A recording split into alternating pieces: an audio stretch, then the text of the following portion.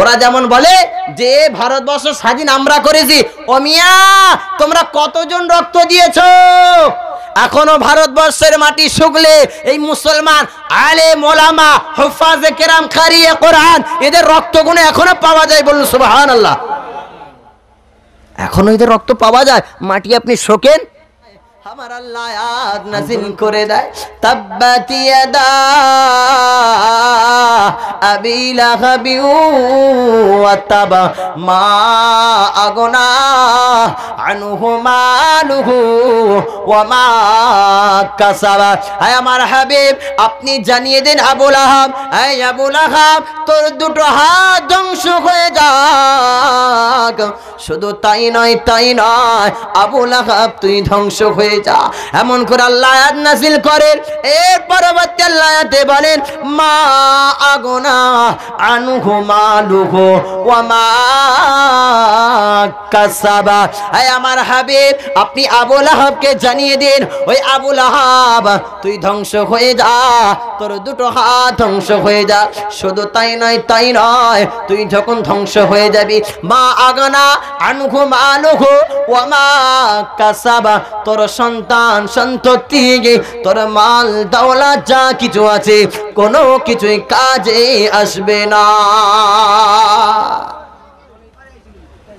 কোনো কিছু কাজে আসবে না যেদিন তুই ধ্বংস হয়ে যাবে।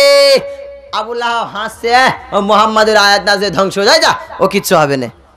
এমন করে দেখতে দেখতে 7টা বছর পার হয়ে গেছে। কটা বছর বাবা? 7টা বছর পার হয়ে গেছে।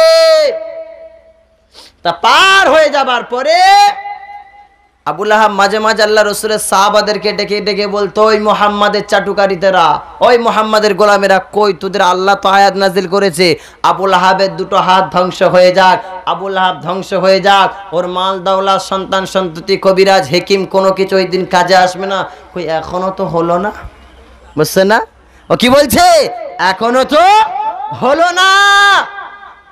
কারণ আবু লাহাবের এত অহংকার ছিল, সেই জামানায় আবু লাহাব 8 কিলো স্বর্ণের মালিক ছিল। কত কিলো বললাম বাবা? 8 কিলো। আচ্ছা আমাদের এখানে যত স্বর্ণকার দোকানদাররা আছে এদের কাছে 8 কিলো পাওয়া যাবে তো? 1 কিলো পাওয়া যাবে? সন্দেহ হয় না যে 1 কিলো পাওয়া যাবে না। তখন ওর কাছে ছিল 8 কিলো, ওর পাওয়ার ছিল আলাদা। এমন করে দেখতে দেখতে 7টা বছর কেটে যায়। আবু লাহাব ডাক দিয়ে বারবার সাহাবাদেরকে খোঁটা দিতে থাকে, কিন্তু একটা প্রবাদ বাক্য আছে বাবা, আমার আল্লাহ ছাড় দেয় কিন্তু ছেড়ে দেয় না। আছে কি না? আছে না? আল্লাহ বলে বান্দা আমি আল্লাহ ঘড়ি ছেড়ে দিলাম, লাটাইটা আলগা করে দিলাম, সুতোটা ছেড়ে দিলাম, তুমি মানুষ ঘড়ি কত উড়বি, ওর সময় যখন ফুরিয়ে যাবে সকালে ছেড়ে দিলাম, মাগরিবের আজান যখন হবে, সূর্য যখন পশ্চিমে অস্ত চলে যাবে, আমি আল্লাহ লাটাইটা ধরে গোড়াতে থাকবো, সুতা যত গোড়াবো বান্দা তোরে আমার দিকে ফিরে আসতে হবে কি হবে না? হবে না। কারণ ঘড়ি যত উপরে ওঠে না কেন লাটাই বান্দা ধরে থাকে। বান্দা যখন গোটায় ঘড়িটা হাতে চলে আসে, আল্লাহ বলে তোদের ছেড়ে দিলাম কিন্তু ছাড় দিলাম না। হে বান্দা শুনে রেখে দে, জেনে রেখে দে, আজ দুনিয়ার বুকে আবু লাহাব 8 কিলো স্বর্ণের মালিক ছিল, তাই ওরে ধরে রাখা বড় মুশকিল ছিল, ওর বড় পাওয়া ছিল। এমন করে 7টা বছর কেটে যায়, বদরের যুদ্ধের সময় হয়ে যায়। আবু জাহাল, যাকে আজকে আমি আপনি জানি নবীর চাচা, জানি কি জানি না, কিন্তু মনে রেখে দেবে আবু জাহাল আমার নবীর চাচা না, চাচা না। আবু জাহাল মাখজুম বংশের ছেলে। কোন বংশ বললাম? জোর করে বলে। মাখজুম বংশ। মাখজুম আরবের একটা গোত্রের নাম। আল্লাহ রসুলের আপন চাচা নয়, তাই ওরে আপন চাচা বলা যাবে না। এতদিন যা শুনে এসেছেন সব কিছু ফেলে দাও না, ও বান্দা নতুন করে শোনো না। আবু জাহেলের জন্ম মাখজুম বংশের, ওর মায়ের রেহেমে ছিল, ওর মা অবৈধ সম্পর্ক ছিল, আর রাসূলুল্লাহ দাদার সঙ্গে এই পেট অবস্থাতে বিবাহ হতে বসেছিল। বোঝা গেল? এই বোঝা গেল, এটা জেনে রাখবে। ওই জন্য আল্লাহ রাসূল সাল্লাল্লাহু আলাইহি ওয়াসাল্লাম ওর নাম দিয়েছিল আবু জাহাল, মূর্খের পিতা। এই আবু জাহাল বদরের যুদ্ধের সময় 23টা গোত্রের বড় বড় নেতাদেরকে ডাক দিলেন, কারণ বদরের যুদ্ধে মুসলমানদের শহীদ করে দেবে। তামাম মুসলমানদেরকে মুহাম্মাদুর রাসূলুল্লাহ সাল্লাল্লাহু আলাইহি ওয়াসাল্লাম সহ তামাম সাহাবা হুজুরদেরকে শহীদ করে দেওয়ার জন্য ওরা 23টা গোত্রের বড় বড় নেতাদেরকে ডাকলেন। আবু লাহাবকেও ডাকা হলো। আবু লাহাব বলে, ভাই আবু জাহাল, ও আবু জাহাল, আমি যাব না, আমার শরীরটা ভালো না। কারণ আবু লাহাবের আওতায় খবর হয়ে গেছে 7 বছর আগে মুহাম্মাদের কাছে আমার বিরুদ্ধে কোরআন নাযিল হয়েছিল। আর এখন যদি আমি যাই ওই বদরের যুদ্ধে আমারে মেরে ফেলে দেবে, আমি ধ্বংস হয়ে যাব। তাই আবু লাহাব এই ভয়ে তার যুদ্ধে যায় না। নবীর চাচা হযরত ইবনে আব্বাস রাদিয়াল্লাহু তাআলা আনহু সেই সময় কিন্তু ইসলাম গ্রহণ করেনি, তবু ইসলামকে এত ভালোবাসতেন, মহাব্বত করতেন। উনি একা নয়, ওনার গোত্রে আরো মানুষরাও আমার রাসূলুল্লাহকে মহাব্বত করত, প্যার করত। তাদেরকেও জোর করে যুদ্ধে নিয়ে যাওয়া হলো। আবার আপনার নবী, প্যারা নবী, নূর নবী, নবী মুহাম্মদুর রাসূলুল্লাহ সাল্লাল্লাহু আলাইহি ওয়াসাল্লাম নবী আমার জানিয়ে দেয়, ও বাবা সাবিরা, ও বাবা সাবির, শুনে রেখে দাও বাবা, খবরদার খবরদার, যুদ্ধের ময়দানে গিয়ে আমার বংশের কোন মানুষকে তোমরা যেন শহীদ করে দেবে না, তোমরা যেন কতল করে দেবে না। তারা আমি মুহাম্মদকে বড় ভালোবাসে, আমি নবী আমাকে বড় ভালোবাসে। তোমাদের তলোয়ারের তলাতেও যদি তারা এসে যায় তবু তোমরা তাকে শহীদ করবে না। সাহাবা হুজুরা বলেছিলেন, ইয়া রাসূলুল্লাহ, ইয়া হাবিবাল্লাহ, হুজুর তারা তো যুদ্ধে অংশগ্রহণ করেছে, তারা তো আমাদেরকে শহীদ করে দেবে। নবী আমার জানিয়েছিলেন, ও বাবা সাহাবীরা, তারা কেউ যুদ্ধে আসতে চায় না। আবু জাহাল তাদেরকে নিয়ে এসেছে জোর করে। খবরদার খবরদার, তোমরা যেন তাকে শহীদ, তাদেরকে কতল করবে না। এমন করে আমার নবীর কথা সাহাবা হুজুরা আমল করলেন। 23টা গোত্রের বড় বড় নেতাদেরকে শহীদ করে দেওয়া, বড় বড় নেতাদেরকে কতল করে দেওয়া হলো। আবু জাহাল বদরের যুদ্ধে কতল হয়ে গেল, ডেট হয়ে গেল, জাহান্নামের কীট হয়ে গেল। জোরে বলেন। আরে নবীর দুশমন মরলে সুবহানাল্লাহর আওয়াজটা একটু মন খুলে দিতে হয়, জোর করে বলেন, আর একটু মন খুলে বলেন না সুবহানাল্লাহ। কারণ যারাই আমার নবীর বিরুদ্ধে লাগে তাদের বিরুদ্ধে আল্লাহর নবী বলে, মান সাব্বা নবিয়ান ফাকতুলু, যারা আমার রাসূলের শানে গোস্তাগি করলো, যারা আমার রাসূলের শানে বেয়াদবি করলো, আমার রাসূলের শানে যারা খারাপি করলো, তাদের গর্দানটাকে ঘাড় থেকে আলাদা করে দাও। তা আবু জাহাল যখন ডেট হয়ে গেছে, এতে খুশি না বেজার? খুশি না বেজার? জোর করে বলেন। খুশি না? ও খুশি। জাহান্নামের কীট হয়েছে, ভালো হয়েছে। তা আবু লাহাবের কানে খবর এসে যায় যে আবু জাহাল মারা গেছে। শুধু আবু জাহাল একা নয়, ওই যে 23টা গোত্রের বড় বড় নেতারা গিয়েছিল, সবাই কতল হয়ে গেছে। এমন করে আবু লাহাবের ভিতরে ভয় ঢুকে গেল। আবু লাহাব চিন্তা করতে লাগলেন, জাহারে এইবার বুঝি আমার পালা এসে গিয়েছে। কি বলছে? আমার পালা এসে গেছে।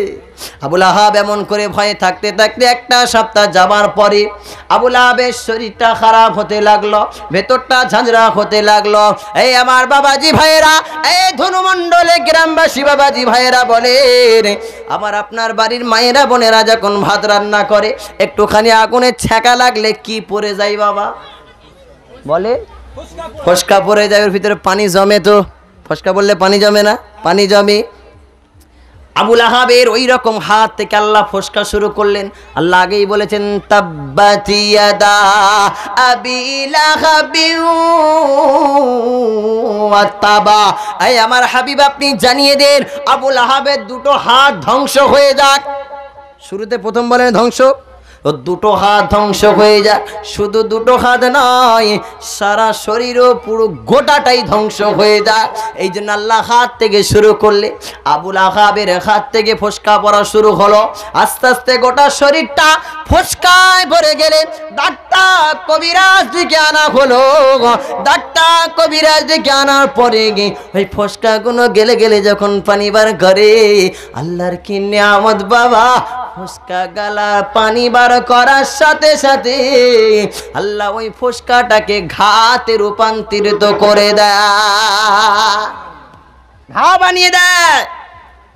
যখনই ঘা বানিয়ে দিয়েছে, দেবার পরে আবুল আহাব বুঝতে পেরে গেছে ওর আর পতন হতে দেরি নাই, ও এবার ডেট। ও চিন্তা করতে করতে সারা শরীর এত ঘা এসে গেছে, ওর ধন সম্পত্তি যা ছিল সব শেষ হয়ে গেছে, ও রোগ আর ভালো হয় না।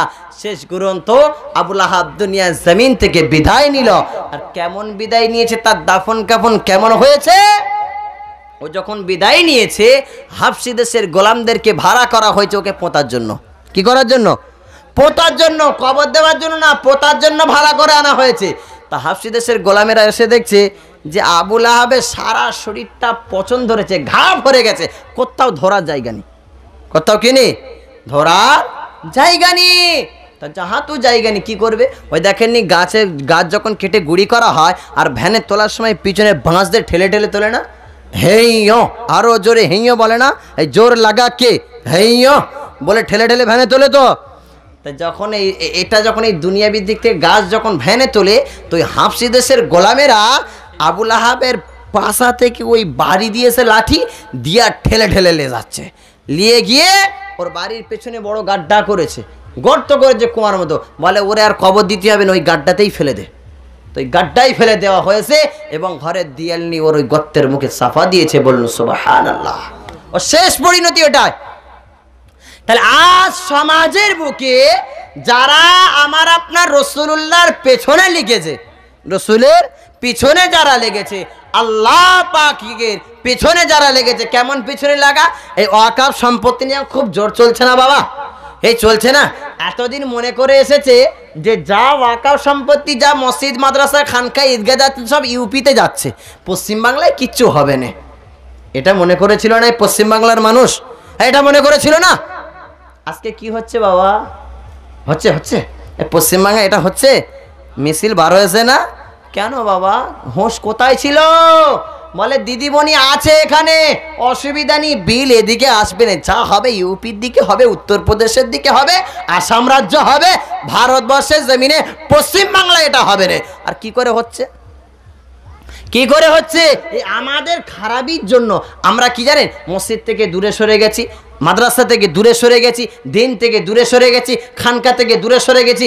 ঈদগাহ কবরস্থানগুলো, এখন কবরস্থানগুলো পাকা করছে কারা বাবা? কেন্দ্রীয় সরকার না? এই কবরস্থান পাকা কেন্দ্রীয় সরকার করে দিচ্ছে না?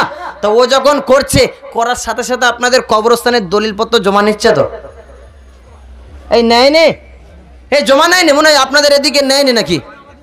এদিকে হয় না, ওই ওদিকে আমাদের ও লাইনে হচ্ছে, ওসি লাইন বলে বা ফলতা টলতা যা বলেন ওদিকে।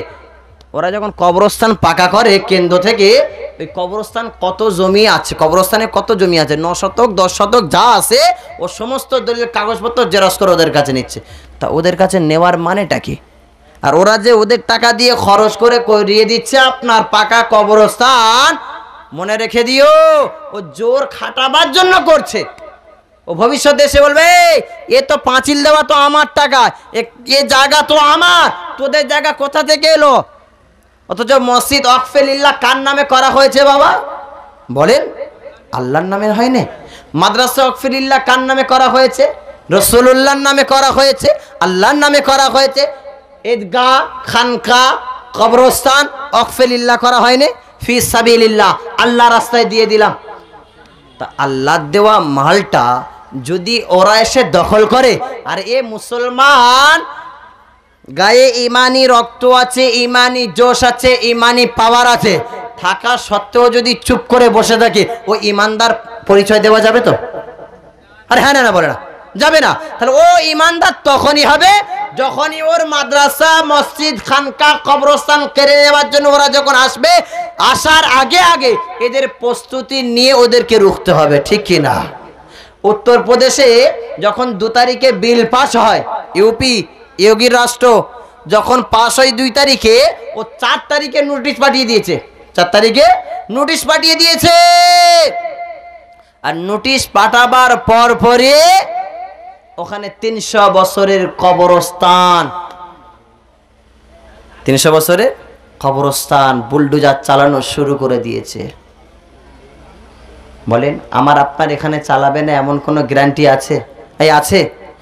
এর আগে কত মসজিদ তো ভেঙে দিল, বাবরি নিয়ে নিল, সাম্বাল মসজিদ ভেঙে দিল, হ্যাঁ আরো বড় বড় মসজিদগুলো ভেঙেছে, সব কিছু নিয়েছে, তবুও বান্দা এখনো জেগে জেগে ঘুমাচ্ছে।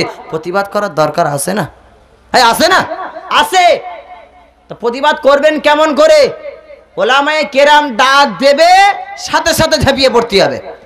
যেমন সামনে বৃহস্পতিবার আছে 10ই এপ্রিল, কলকাতা মাওলানা সিদ্দিকুল্লাহ সাহেব ডাক দিয়েছে না? আপনারা শুনেছেন, আপনাদের কাছে এসেছে? যাবার চেষ্টা রাখবেন ইনশাল্লাহ, যাবেন। এর পরপরই 14ই এপ্রিল, এর পরপরে 14ই এপ্রিল নওশাদ সিদ্দিকী ভাইজান ডাক দিয়েছে শিয়ালদা থেকে। প্রচার এসছে, আপনাদেরকে খবর এসছে। এখন কেউ তবলিগ দেখবে না, ফুরফুরা দেখবে না, আহলে হাদিস দেখবে না, বেরেলি দেখবে না। এখন আমরা মুসলমান এক, ঠিক কিনা? এই কথা ঠিক কিনা? আওয়াজ দেন। এখন মুসলমান এক। আরে আমি আপনি তো কলেমা পড়েছি, তবলিগওয়ালা যেই কলেমা পড়ে, ফুরফুরাওয়ালা তো সেই কলেমা পড়ে। এই পড়ে কি পড়ে না? পড়ে তো। বেরেলিওয়ালা, আহলে হাদিস ওই কলেমা পড়ে তো। সব যখন ওই একই কলেমা পড়ে, তা একই কলেমা যখন পড়নেওয়ালা আমি আপনি ভাই ভাই, তাহলে এখন আমাদের উচিত হলো জায়গায় যাওয়া, হ্যাঁ আর না? যেতে হবে। আরে প্রয়োজনে যদি একটু রক্ত দিতে হয়, রক্ত দেবো ইনশাল্লাহ। এই ইনশাল্লাহ বলেন নারায়ে তাকবীর। হ্যাঁ চিরে ভিজবেন, জোর করে বলেন নারায়ে তাকবীর, নারায়ে তাকবীর। হ্যাঁ ইমানি জোশ বাড়ান, পাওয়ার বাড়ান বাবা। আর বসে থাকার সময় নাই। অনেক তো বউ নিয়ে আদর করে ঘুমিয়েছো বাবা। হ্যাঁ সুন্দরী বউ পেয়েছো, ইয়ং বেড়াইতে তো খুব তো ঘুমিয়েছো, বউকে জড়িয়ে ধরে কোলের ভিতর করে ঘুমিয়েছো। এবার একটু ছাড়ো না, বইয়ের আধিক্যতা ছেড়ে আল্লাহ রাস্তায় লাভো। আরে দেখবে 2 দিন পরে তোমার মসজিদেই থাকবে না, নামাজ কোথা পড়বে? কবরস্থানে তোমাকে মাটি দিতে দেবে না। প্রায় তো ওলামায়ে কেরাম এটা নিয়ে চিৎকার মারছে কি মারছে না? বলছে না যে কবরস্থানে মাটি দিতে দেবে না। 100% সত্য কথা। আর যদি মাটি দিতে যাও, ওরা এগ্রিমেন্ট করবে। এগ্রিমেন্ট বোঝেন তো? এই বাড়ি ভাড়া নিতে গেলে আগে থাকতে করে না? কত বছরের জন্য বাড়ি ভাড়া করে, কি করে না? করে না? তো ওই রকম বলে কত বছরের জন্য কবরস্থানে মাটি দেবে? 10 বছর, 20 বছর, কত বছর এগ্রিমেন্ট করো, এত হাজার টাকা দিতে হবে। ওই ছেলেপুলেরা যদি শক্তিশালী বা সামর্থ্যবান হয়, তো ওরা ওই টাকা দিয়ে আমাকে আপনাকে কবরস্থ করবে। যখন 10 বছর ডিউ শেষ, ও দেখবে কালকে ডিউ শেষ, সঙ্গে সঙ্গে তার পরদিন একেবারে রেডি থাকবে, টাইম শেষ, চলো কবর খোলো, হারাড্ডি যা আছে তুলে ফেলে দাও। ওই জন্য সজাগ হও, সজাগ হও। আর ঘুমিয়ে লাভ নেই বাপ, অনেক ঘুমিয়েছো, বইয়ের কোলে অনেক ঘুমিয়েছো, ছাবাল বোন নিয়ে অনেক ভোগ বিলাসিতা করেছো। তোমার উচিত হলো এখন নাফরুন ফি সাবিলিল্লাহ। এই তবলিগওয়ালা ভাই যারা আছো, তোমাদের 6 নম্বর সিফাতের সবথেকে শেষ নম্বর সিফাত এটা আছে কি না? না, এখানে তবলিগওয়ালা ভাই বসে নাই। হ্যাঁ নাফরুন ফি সাবিলিল্লাহ কেন গো এটা বলা হলো? ওই তবলিগি সিফাতের মধ্যে 6 সিফাতের মধ্যে সেই সিফাতে দেওয়া আছে গে নাফরুন ফি সাবিলিল্লাহ, আল্লাহ দেওয়া জান, আল্লাহ দেওয়া মাল, আল্লাহ রাস্তায় বান্দা ব্যয় করো। আছে না? এই এটা আছে না? আপনারা খুলবেন মুনতাখাব হাদিসে 6টা সিফাত দেওয়া আছে। কি হাদিস বললাম? মুনতাখাব হাদিস। মুনতাখাব হাদিস মানে কি? বাছাই করা হাদিস। ওই হাদিসে 6টা সিফাত প্রথম থেকে দেওয়া আছে।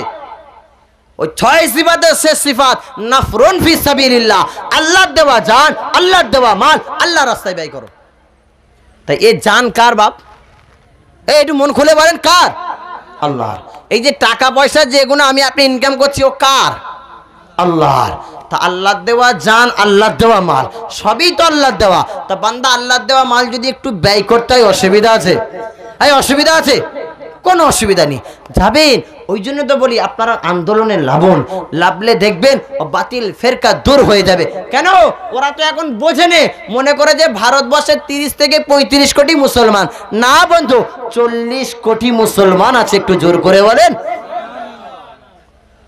তাহলে এই হিন্দুস্তান ওরা আজকে বলে যে আমাদের জমি, হিন্দুস্তান আমাদের, এখান থেকে সমস্ত মুসলমানদেরকে হটিয়ে বাংলাদেশ পাকিস্তানে পাঠাতে হবে। বাবা বলেন, পৃথিবীর সৃষ্টির শুরুতে এই ভারতবর্ষের জমিনে আল্লাহ কাকে নামিয়েছিল? বলেন না, একটু ঝপঝপ বলেন। হযরতে আদম আলাইহিস নবী সালাম। কোথায় নামিয়েছিল? শ্রীলঙ্কাতে। শ্রীলঙ্কাতে লাগাইনি? আরে যার কথা আল্লাহ কোরআনে ফারিস্তাদের কাছে আগে থেকেই আলোচনা করেছে। ওয়াইদ ক্বালা রাব্বুকা লিল মালাইকাতি ইন্নী জাইলুন ফিল আরদি খলিফা। আল্লাহ নিজেই বলছে, আয় আমার ফারিস্তারা, আমি আল্লাহ জানিয়ে দিলাম পৃথিবীর জমিনে গে আমি আল্লাহ প্রতিনিধি পাঠাবো, খলিফা পাঠাবো। তো খলিফাটা কে পা দিয়েছিল? হযরত আদম আলাইহিস নবী সালাম। আল্লাহ পাক আল্লাহ তাআলা আব্বা জানকে দুনিয়ার জমিনে শ্রীলঙ্কাতে, ভারতবর্ষের জমিনে শ্রীলঙ্কাতে আগে পাঠিয়েছিলেন। বলেন আব্বা মোল্লা ছিল না বেধর্মী ছিল? আরে বলেন না, আব্বা মোল্লা ছিল না? আরে আব্বা মুসলিম ছিল না? তো এটা বলতে আপনাদের ভয় লাগছে কেন? আপনাদের মনে হয় এসে ওই কাউড়া মুচিরা ঠ্যাঙাবে নাকি? ওই যে কটা পাচাটা গোলাম আছে ওরা ঠ্যাঙাবে এই ভয় করছেন? আরে করলে তো ভাই আগে আমাকে তুলবে, আমাকে কেন বলেন দে? কেন আমাকে আগে তুলে বলবে? উনি বসে বসে বক্তৃতা দিচ্ছে স্টেজে, বুঝছেন না? উনি বসে বসে স্টেজে বক্তৃতা দিচ্ছে, এদেরকে উস্কাচ্ছে, এটাই ওরা বলবে। তো ধরতে গেলে আগে আমাকে ধরবে। আপনাদের ভয় লাগছে না? উত্তর দেবেন সাটা সাট, তবেই তো বলবে হ্যাঁ শ্রোতা চাঙ্গা আছে, ওয়াজ নসিহত এরাই শুনছে। নারে তাকবীর। হ্যাঁ, তাহলে আব্বা ছিল মুসলমান, আব্বা ছিল মুসলমান, মোল্লা ছিল। তা আব্বা যখন জমিনে পা দিয়েছে, এ জমিন কার? আব্বার না? আরে আব্বার দেওয়া জমিন তো আল্লাহ তো আমানত দিয়েছে। আব্বা যখন পা দিয়েছে তো জমিন আব্বা, আর আমরা সেই বাপের আওলাদ না, আদম সন্তান? আরে হ্যাঁ না না বলে না? তা আমরাই তো বাপের সন্তান, আদম সন্তান। তা এ জমিন তো আমাদের, জমিন আমাদের না? ওরা যেমন বলে যে ভারতবর্ষ স্বাধীন আমরা করেছি। ও মিয়া, তোমরা কতজন রক্ত দিয়েছো? এখনো ভারতবর্ষের মাটি শুকলে এই মুসলমান আলেম ওলামা হুফাজে কেরাম কারিয়ে কোরআন এদের রক্তগুলো এখনো পাওয়া যায়। বলুন সুবহানাল্লাহ। এখনো এদের রক্ত পাওয়া যায়। মাটি আপনি শোকেন। আন্দোলন করেছিল কারা? দারুল উলুম দেওবন্দের দিকে তাকিয়ে দেখেন, ওলামায়ে কেরাম বড় বড় হক্কানি আল্লাহ ওয়ালারা তারা আন্দোলন করেছিল। আর এরা বলে আমরা একা করে স্বাধীন করেছে, আমরা যা করব তা হিন্দুস্তান আমাদের, আর আমরা এখানে রাজত্ব করব, মোল্লা কোনো দূর হ। ভাই, কবি নজরুল ইসলাম একটা কবি, তিনি একটা কবিতা লিখেছিল। সে কবিতাটা কি? মোরা এক বিন্দে দুইটি কুসুম, হিন্দু মুসলমান, আর মুসলিম তার নয়নমণি, হিন্দু তার প্রাণ। এটা কেন লিখেছিল ভাই? কেন লিখেছিল? কারণ তো আছে।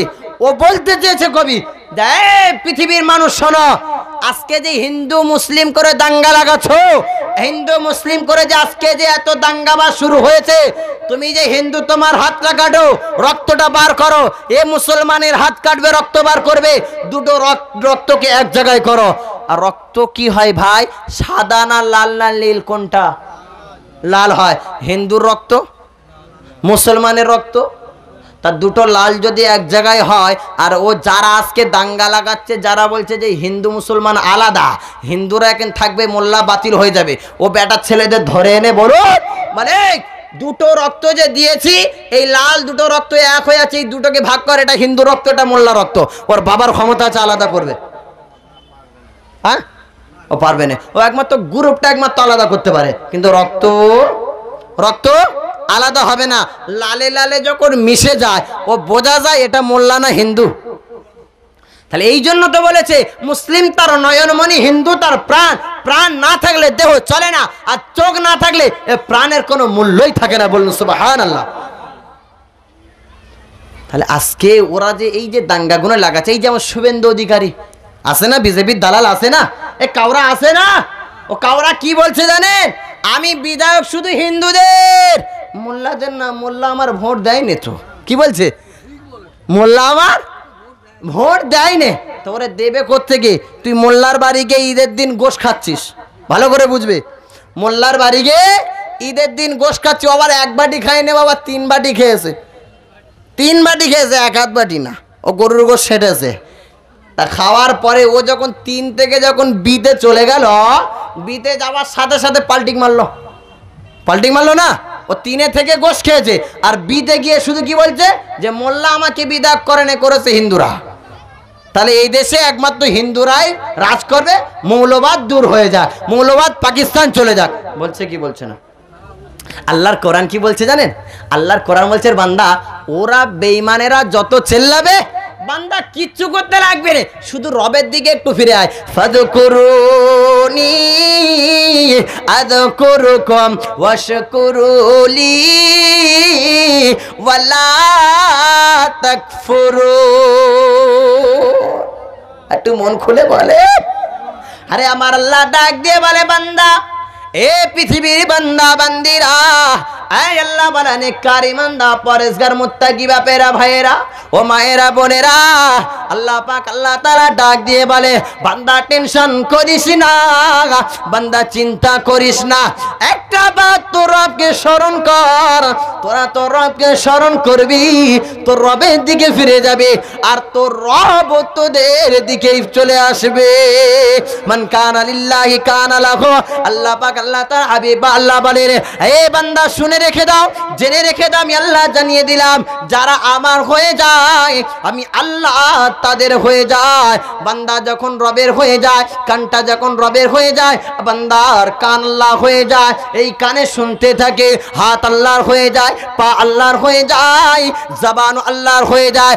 এই জন্য তো বলি, বান্দা ভয় পাবার কোনো কারণ নাই, ভয় করার কোনো কারণ নাই, আল্লাহর দিকে ধাবিত হও।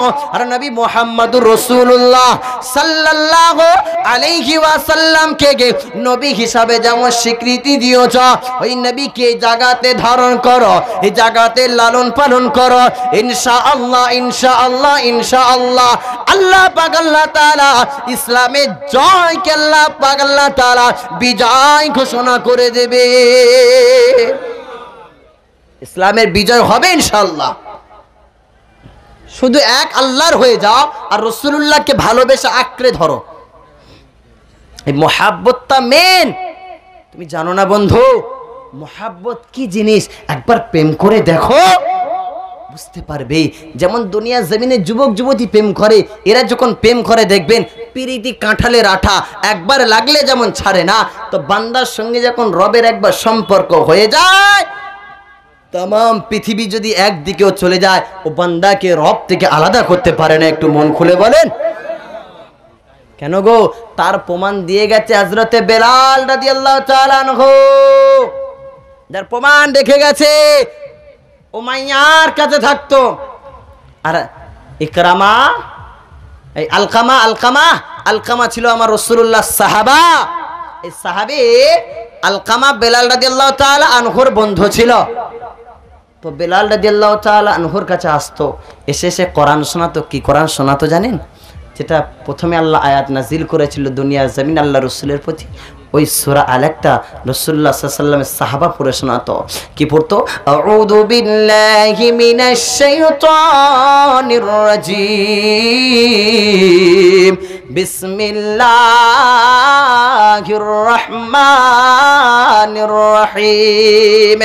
اقرأ باسم ربك الذي خلق خلق الإنسان من علق اقرأ ربك الأكرم الذي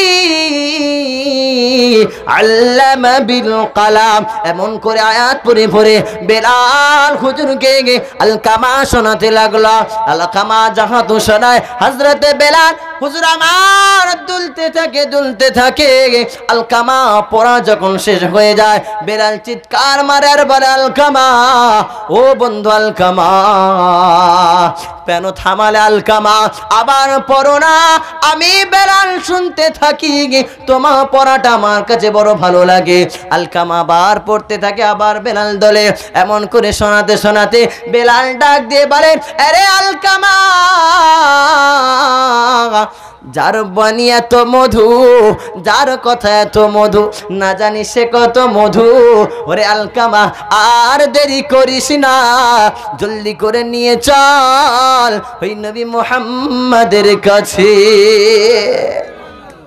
আমার আপনার নবী প্যারা নবী মুহাম্মদুর রাসূলুল্লাহ সাল্লাল্লাহু আলাইহি ওয়াসাল্লাম নবী দরবারে যখন হযরতে বেলাল চলে গেলেন আমার রাসূলুল্লাহর হাতে হাত দিয়ে কালেমা পড়ে মুসলমান হয়ে গেলেন এই মুসলমান হওয়ার কথাটা উমাইয়ার কানে আওয়াজ এসে গেল উমাইয়া এই উমাইয়া তোমার চাকর বেলাল মুহাম্মাদের দ্বীনকে কবুল করেছে মুহাম্মাদের ইসলাম কবুল করেছে আর তোমার দেবদেবীর পূজা করে না এমন করে বেলালকে ডাক দিয়ে বলে আরে বেলাল